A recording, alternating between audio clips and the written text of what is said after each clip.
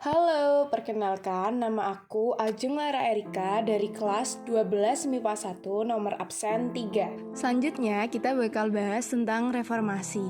Reformasi di Indonesia disebut juga sebagai era pasca Soeharto yang dimulai pada tahun 1998 mengakhiri kekuasaan 32 tahun Soeharto. Soeharto melepas jabatannya pada 21 Mei 1998 yang kemudian digantikan oleh Wakil Presiden B.J. Habibie. Jadi apa aja sih yang bakal kita bahas? Yang pertama kita bakal bahas tentang latar belakang, tujuan, kronologi, dan juga dampak. Latar belakang pergantian Orde Baru ke reformasi adalah kondisi ekonomi Indonesia pada saat itu tengah sangat melemah dan merosot, sehingga menimbulkan ketidakpuasan masyarakat.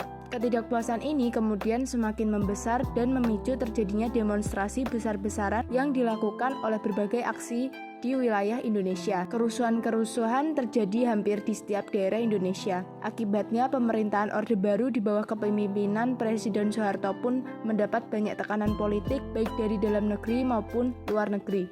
Dari luar negeri, Amerika Serikat secara terbuka meminta agar Soeharto mengundurkan diri dari jabatannya sebagai presiden. Sedangkan dari dalam negeri, terjadinya gerakan mahasiswa yang turun ke jalan menuntut agar Soeharto lengser dari jabatannya. Kepemimpinan Soeharto semakin menjadi sorotan sejak terjadinya tragedi Trisakti pada 12 Mei 1998, di mana 4 mahasiswa tertembak mati dan memicu kerusuhan Mei 1998 sehari kemudian. Tekanan dari para massa terhadap Soeharto pun memuncak ketika sekitar 15.000 mahasiswa mengambil alih gedung DPR atau MPR yang berakibat proses politik nasional lumpuh. Soeharto yang saat itu sudah terdesak masih berusaha untuk menyelamatkan kursi kepresidenannya dengan melakukan perombakan kabinet dan membentuk Dewan Reformasi. Tetapi pemberontakan yang dilakukan oleh para mahasiswa ini membuat Presiden Soeharto tidak memiliki pilihan lain selain mengundurkan diri. Akhirnya pada tanggal 21 Mei 1998 di Istana Merdeka, Presiden Soeharto secara resmi menyatakan dirinya berhenti menjabat sebagai Presiden Indonesia. Melalui Undang-Undang Dasar 1945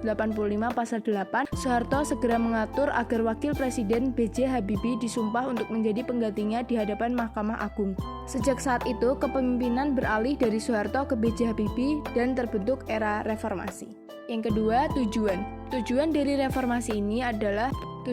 reformasi yang pertama adalah menuntut turunnya harga-harga kebutuhan pokok yang melonjak tinggi sejak Juli 1997. Yang kedua, menuntut MPR untuk tidak kembali mencalonkan Soeharto sebagai presiden untuk periode ke-7. Yang ketiga, menjelang lengsernya Soeharto, para pejabat melakukan perjanjian simbolik dan beberapa langkah kebijakan ekonomi guna untuk mencoba mengatasi keadaan dan mempertahankan kekuasaan atau buying time. Yang ketiga, kita bakal bahas tentang kronologi reformasi.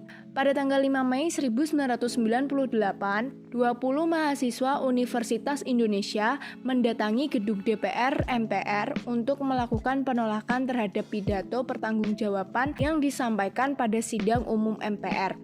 Pada tanggal 11 Maret 1998, Soeharto dan B.J. Habibie disumpah menjadi presiden dan wakil presiden. Pada tanggal 14 Maret 1998, Soeharto menyampaikan kabinet baru bernama Kabinet Pembangunan 7. Pada tanggal 15 April 1998, Soeharto meminta mahasiswa menghentikan aksi demonstrasi dan kembali ke kampus.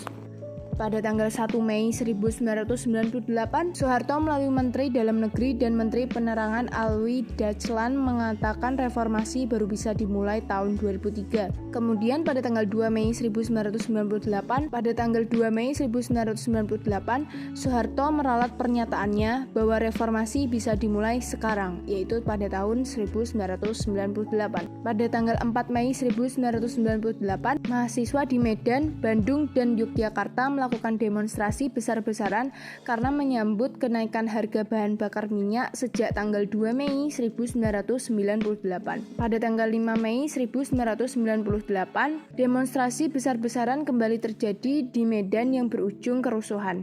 Pada tanggal 12 Mei 1998, aparat keamanan menembak 4 mahasiswa Trisakti yang berdemonstrasi secara damai.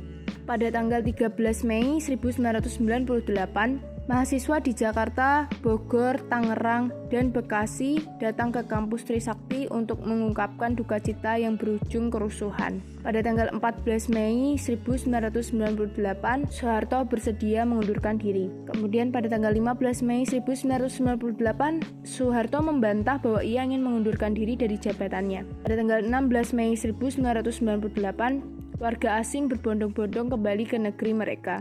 Pada tanggal 21 Mei 1998, di Istana Merdeka, pukul 9:05, Soeharto menyatakan mundur dari kursi presiden dan B.J. Habibie disumpah menjadi Presiden RI ketiga.